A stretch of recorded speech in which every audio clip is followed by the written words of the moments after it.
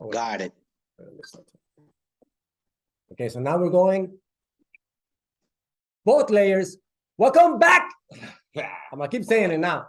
Welcome back To the 20 point something episode. 20.4. 20.4, yeah, but it is the third or the fourth. It's the fourth now with regards to the series Road to the World Cup. Road to the World Cup. Oh my God. Everything 360 VR. We're doing the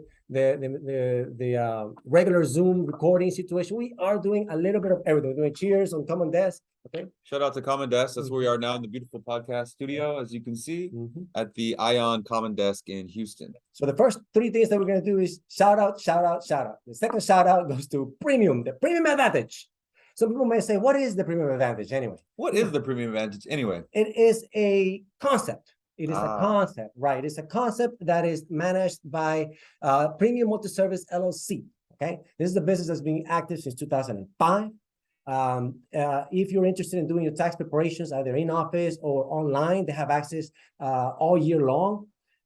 It is something that you can use as a tool to prepare your taxes, to get lower cost insurance. And if you're interested in starting a business, if you're interested in doing a business or something along the lines of entrepreneurship, we have special memberships for you. So go check out the website, thepremiumadvantage.com, enjoy the channel. And we, on top of that, we have a YouTube channel that we give you good, cool information.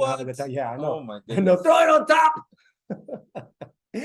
And now we have our co-host, Jacinto. What's up, everybody in Flatland and everybody in 3D land? All right, and our guest for today, our international soccer correspondent, Mr. Gabriel Zambrano. Woo! Check it out. Yes, baby, I'm back. I'm Oh, back. we can hear you. I'm What back. happened? The sound went away. Can you hear us? I can hear you fine. Oh, okay, good. Turn it up all the way. All the way. Full blast. We want them in full stereo surround All right. sound. Boom. Turn on your speakers all the way, full blast. All right, cool. So, welcome back to the episode, sir. This is your fourth visit. Is that correct? I think officially, I think this is my third. Mm. Was the first one?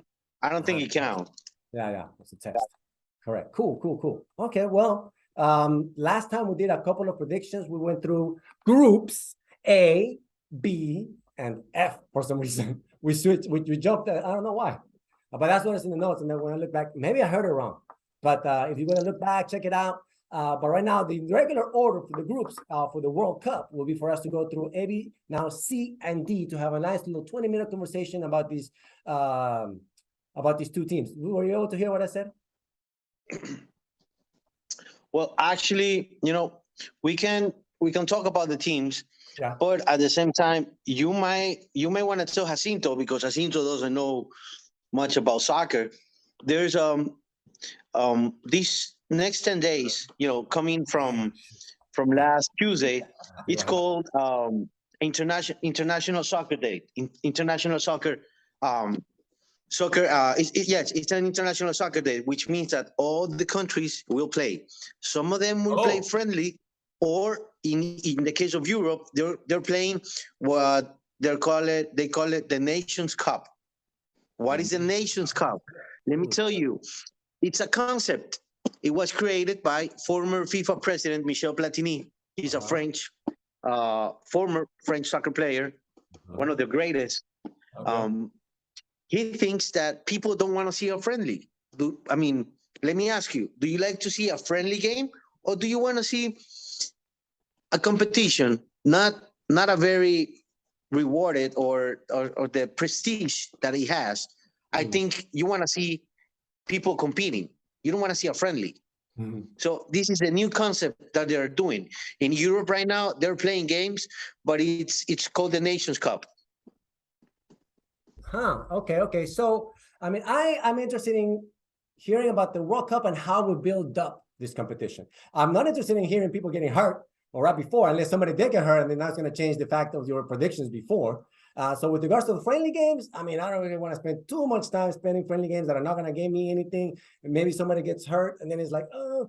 But if it's a competition where it's going to get your players up higher, and then, I do want to hear a little bit about that. Well, can you explain to people like me what's the real difference between a friendly game and a non-friendly game? Is that what you would call it? Competition, prestige. So what's the difference? Prestige. Okay. Is that how this- Roberto was saying he doesn't want to know about the friendly games. All contrary, my friend. You want to tell know me about the friendly games. You want to know about the friendly game. Why? Right. Because the people, the players that make the soccer team for your country, Uh-huh. you want to see them play together. Gotcha. For instance, you want to see from United States, you want to see Weston McKennie. He plays at Juve in Okay. Italy. Yeah, you want to see Christian Pulisic, Okay. great soccer player. Gio Reyna, his dad used to play for United States. Now he plays in Germany, but he plays for United States. But if you don't see them playing together as a team, what do you expect them? What do you expect them to do at the World Cup? So yes, a friendly game, it is very important because the head coach, he can use tactics and techniques. You know, he can use players. Let's say that a vital player gets injured. You need to have your plan B. Who's going to play? How are you going to play it? So yes, a friendly game, it is very important. At the end, very, very, very close to the World Cup, what happened is that some of the players, they get too relaxed because it's what it is. It's a friendly game. It doesn't matter. I don't know if you ever watch Friends. It's like a cow's opinion. It's moo. Now, at the end of it's a friendly game. It doesn't matter. So you want to have as much competition as you can. That's why in Europe they're playing the Nations Cup. Got it. You know, I mean, Friendly some of them. games to get to see how everybody plays before the World Cup. Well, Ecuador play Saudi Arabia. They play yesterday actually. How the game? It was a tie, 0-0. Okay. But it was a great game. It was a very good game. If you want to talk about scoring, I think we can be worried about scoring because we haven't scored that many goals for the past 4 games. Gotcha. But how many games would you say that you'll feel comfortable if they scored? How many more games does each team gets in from here to then?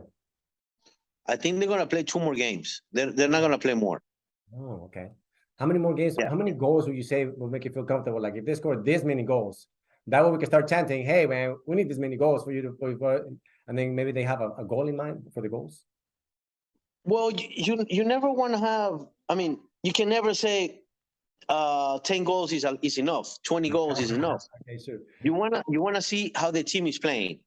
Am I happy how Ecuador is playing? Of course I am. They're very good. I mean, the core players. If you substitute half of the team still is playing very good because they're a whole now, and that's what team is about. That you can substitute, 2 or 3 players, and the whole team does not change the idea of playing. Okay. So yes, I'm very happy with it. Okay. What happened? Let's see. We were going to talk about, I think it was Group B. Remember, we were talking about England. Go to C if possible. Now hold on, Gabriel. Gabriel, can you go back? I still y'all use the word friendly like it's no big deal, but to me that word doesn't make sense to me. So can you explain what exactly, like in a friendly game, do they not go as hard? Are they not running fast? Are they not tackling? Like, what is a friendly game? It's a relaxed game. It's a game where you are experimenting. You are trying any technique. For instance, a friendly game, Jacinto plays goalkeeper, but in a friendly game, I want to use him as a number 9. I'm going to use it as a defense. You wanted to take risks and change. Yes, you take all the risk you can. You try everything you can because it doesn't matter. It's just a friendly game. It could be Ecuador versus United States. It could be played in United States. A friendly can be played in Ecuador, or a friendly can be played in a neutral place. Like for instance, Ecuador plays Saudi Arabia. They played in Murcia. They played in Spain. Okay. Okay, so it's like it would be like an exhibition game. It's an exhibition game. Yes, exactly. Okay. Cool. So that makes more sense now. Nice bridging barrier, by the way, in that communication with regards to friendly, exhibition, and Of because a course. lot of people would, that's a good clarification. Now we understand. Oh, exhibitions. No, seriously, as y'all were talking right now, every time y'all said friendly, it would go over my head. I was like, what are y'all talking about? So I'm glad for that clarification. It makes Yeah. more sense to me. Yeah, Cool. exhibition games. Yes. Yes, good stuff. Now we clarify two things. We're calling it soccer for sure, and exhibition games. Clarified. Bam. And usually when I call it, it's they call it it's FIFA. We call it FIFA date. Uh, Okay, FIFA date means that all the countries in the world they play. Some of the league they will stop, and some of them will continue their own league. It doesn't matter if players are in their country. For instance, Argentina played yesterday in Miami against Honduras, but their country league they're still playing. Ecuador okay. Ecuador played yesterday in Spain. Our league is suspended until next week. Okay. Oh, now I'm getting a reference about what's happening. Everybody's getting riled up. The countries are getting organized. They're playing different little exhibition games. This is stuff that I'm missing because I've been working on the episode so we can share it with other information. So I appreciate you giving us this summary. This is great. Let me give you another example why the exhibition games are so important. Okay. Do you know? Let me put it this way. Do you know how many years it takes you to qualify to the World Cup? 3. It takes you about 2.5 years. 2.5. Oh, I got it close. Why 2.5? Because the competition. Let's say the World Cup ends in January, in December, right? Then you have 6 months, and then you start preparing your games, because you don't play every month. You can't. You play every 2 or 3 months. So it takes you about 24 to 30 months, approximately. Why can't you play every month? I don't understand. Because then you're killing the players. Now, Jacinto, let me put it this way. I mean, the players are going to be exhausted. The players that are in Europe, they play at the same time. They play 3 competitions. They play the Champions League, right? Which is a top 2 teams from every country. They play each other. That's the Champions League. That's the cup with the most prestige in the world as a club. Then you have your league from your country, right? It means that you play at the top level. And usually there's a third league, which involves from lower tier teams. Okay? So you're playing maybe in a week, you're playing twice, sometimes 3 times a week. Okay? So if you want a player to play for your team, for your country, where are you gonna slot him in the week? You can't. I don't know I kind of disagree with you on. I don't understand because I played college football and we would play soccer for fun. When we weren't playing, we would play soccer for fun. After a big game, the very next day, we would play pickup basketball for fun. Like I think they're, as professional athletes, they can handle it. No? No, because they're very exhausted after every game. I don't perceive.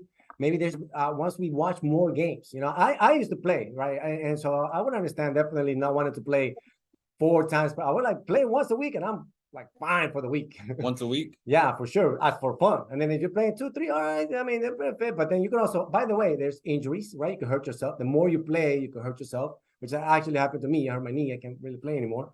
So that if you add that extra layer, not only are you tiring out the players, so you're not getting such a good game, that you run the risk of injuring them as well. So there's a lot of reasons. And then on top of that, it's a celebration for every 4 years. So that's why they don't press the fact that we don't have to play them every week. It's just every other time so that we can play it every 4 years. And then practice time too, right? Oh, on top of the practice. Okay. So on average, 2 to 3 times a week is enough for a player.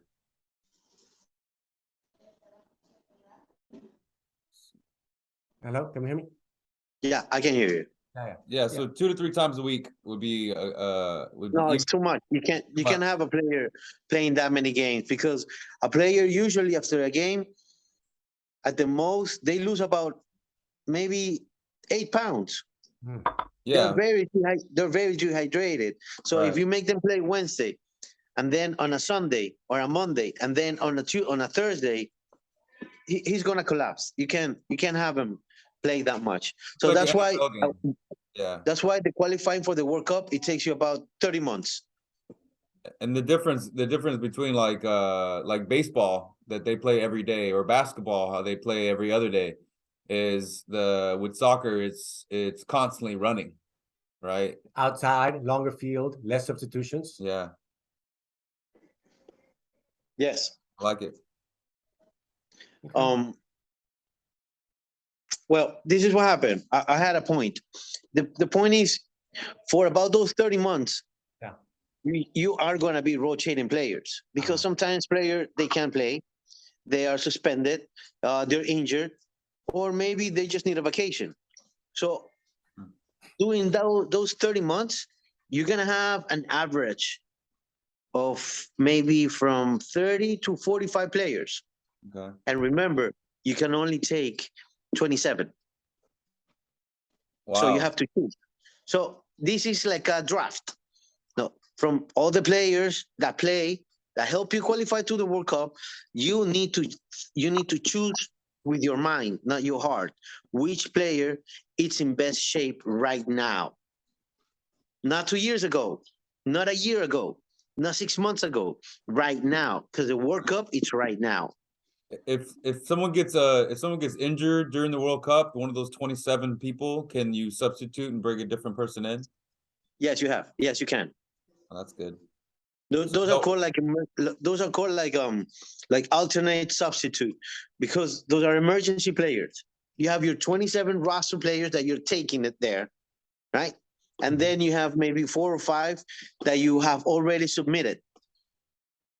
So let's say that Roberto is number 29. Somebody gets injured, they call him up, and he's on the next play. Gotcha. All right. So do you want to talk about Group C?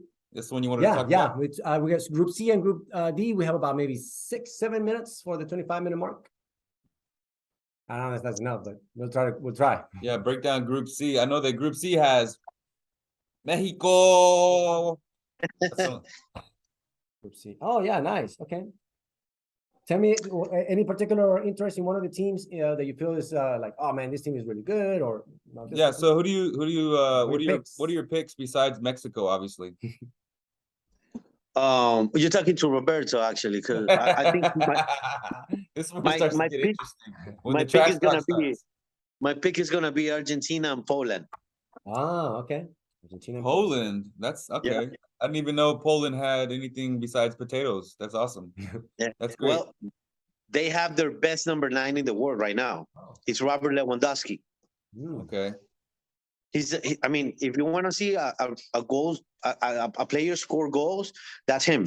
And actually, he owns the world record for scoring in the less amount of time 5 goals. In the same game or different games? No, in the same game. Yeah. Wow, that's impressive. Well, like he scored one right at the end of one, and then he scored one right at the beginning. So it's like a 1 second. Yeah, and then the game ended, and then the next game, the next day. Yeah, he could have scored in 1 minute. I think it took him about maybe from 12 to 15 minutes to score 5 goals. Wow. So why do you think Mexico sucks? I don't think they have a very good coach. I don't like him. About the coach. And their players, I think you have a couple of players that I can name, that I can tell you, you know what, they're really good. But I don't see them Ochoa? Ochoa is a goalkeeper. He's 37 years old. He's going for his last World Cup. But you can name another players. For instance, you have Edson Alvarez. You have Andres Guardado. He's very steady, a good player. Irving Lozano, he plays for Napoli. He plays in Italy. Raúl Jiménez, he plays for Wolverhampton in the Premier League. So what? So answer my question though. Why does Mexico suck in your assessment of Group C? Why is it? Their team as a whole, I don't like their game. Okay. It's kind of weak. When is the next time they play? And to be honest with you, Mexico, they don't have it as hard as other countries to qualify to the World Cup. Oh, to qualify to the World Cup. Obviously, less I thought countries. I thought you meant as a country. Like no, this it sucks. It sucks in Mexico just as bad.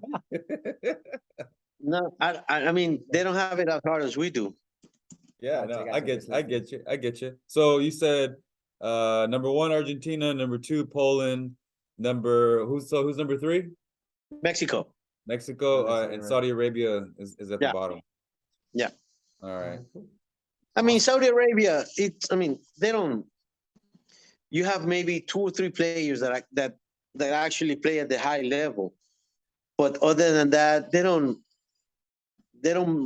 perform well.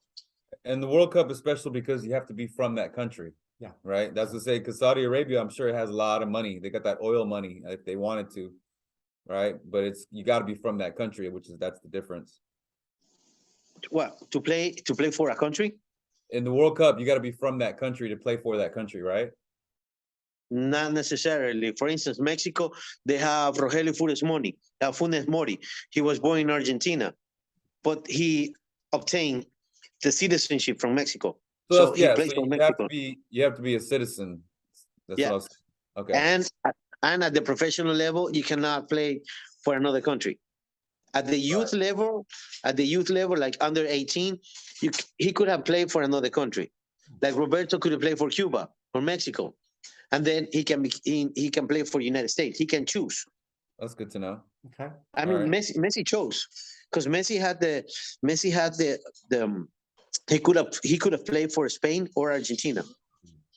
Interesting. Isn't how old is Messi now? Isn't he older So now? we're 30 now for sure. 35. Okay. So and what's your limit at his position? 35, 37, 40 is too much? I mean, you have Messi and Cristiano Ronaldo, they are exceptional players. They are players that you don't see them getting drunk, smoking. They take care of their body. So you can actually see them playing 40, 41, 42 at the most, 41 at the most. I don't think they're going to play further than that. That's good stuff. Okay. All right. Group D.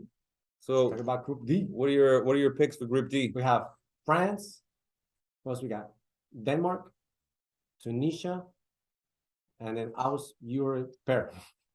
Your pair. Yeah, who's that? Is that Austria? Austria. I like Denmark and France. Okay, right. You have mentioned France was one of the top contenders. Wow. Yeah. Denmark and France. Okay. I mean, France has a team with a very, very young age. They're mixed. All right, you have mentioned that.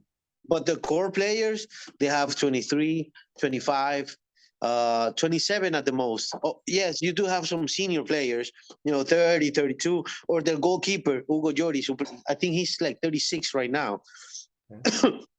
But the core players, they're very young. So they have a team for the long haul. So yeah, I'll pick France. Denmark, they're playing from the heart because I don't know if you know, but 2 years ago, Christian Eriksen, he suffered a heart attack.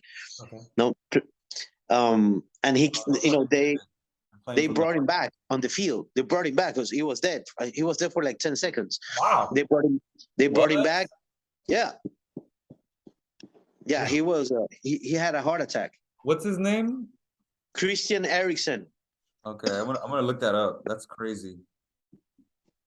Wow. Yeah, it was crazy. Yeah, so they're, like you said, literally playing from the heart. Yeah, they're gonna play from the heart.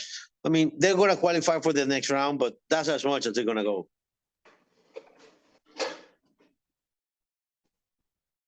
You looking for a place? Okay. We'll put the description of this particular play. All right, cool. All right, let's see. Okay.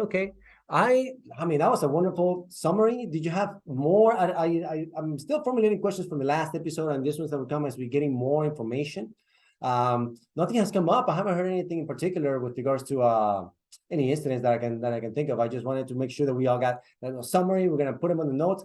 The virtual reality episode is up and going, and I put the notes on the crystal ball up top. If you don't know what it is, well, check it out.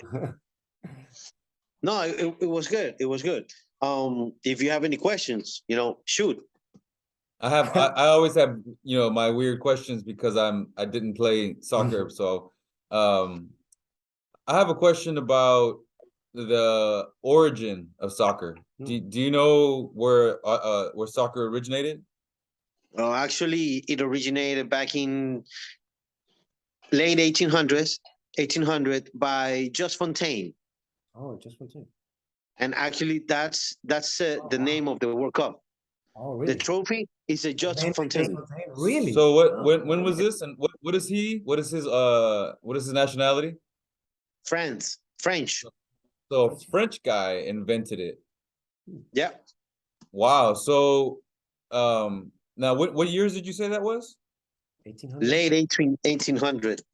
Now I was Googling it because I just wanted to look this up and see, and I found that something here says that some records date back that more than 2,000 years ago in ancient China, Greece, Rome, and parts of Central America said that they started it over 2,000 years ago. I feel like it also the sport that the Mayans used to play, like that. I feel like that's like a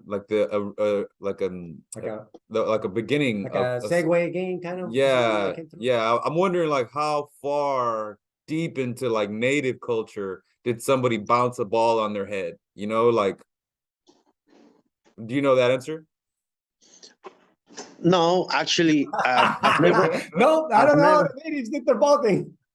I mean, I've never gone that deep because I don't think it's helpful. It's helpful for me right now. I mean, who invented it? It's not gonna change the what I think about soccer. I mean, it's not like I'm gonna be resented. I'm gonna be like, oh yeah, a woman invented it. I'm not playing it anymore.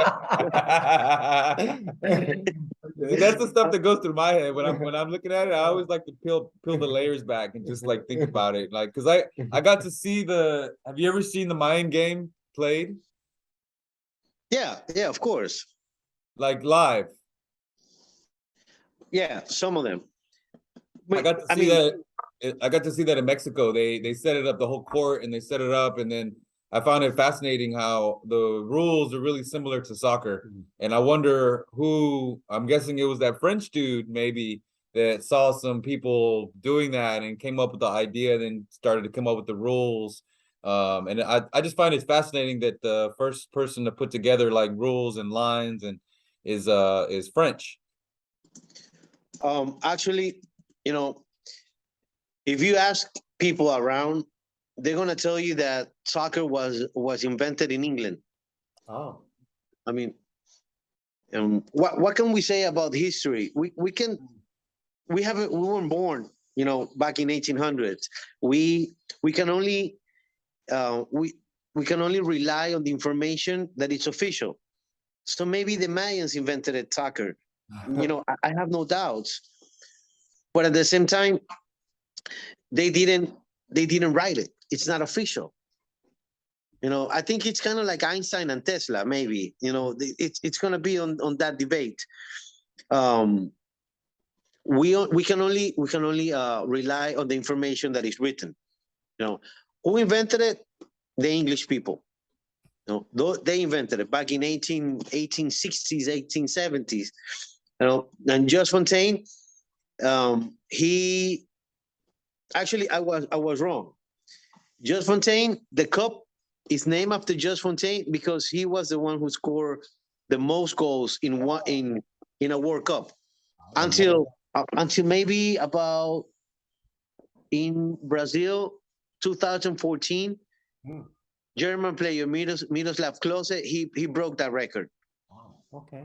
The thing is that Just Fontaine, I think he only needed one World Cup with 13 goals. Oh wow. Yeah, Miroslav Klose. This guy. I think he needed 4 or 5 World Cups. Wow. Okay. Wow. Okay. Intriguing. I'm learning a lot. Learning a lot. Okay, cool. Did you have any more questions? We'll get into that 25-minute mark. Oh, we're at the 25-minute mark, guys. All right, cool. I always Well, got questions, but we're gonna do this again. We'll save them for next week. Schedule around the same time. We're gonna have two versions of the episode, the regular 2D, and we'll have the virtual reality. Okay. So Number one. if you guys have comments, if you guys have questions, shoot them through. Let us know what you think, and then we'll go from there. All right.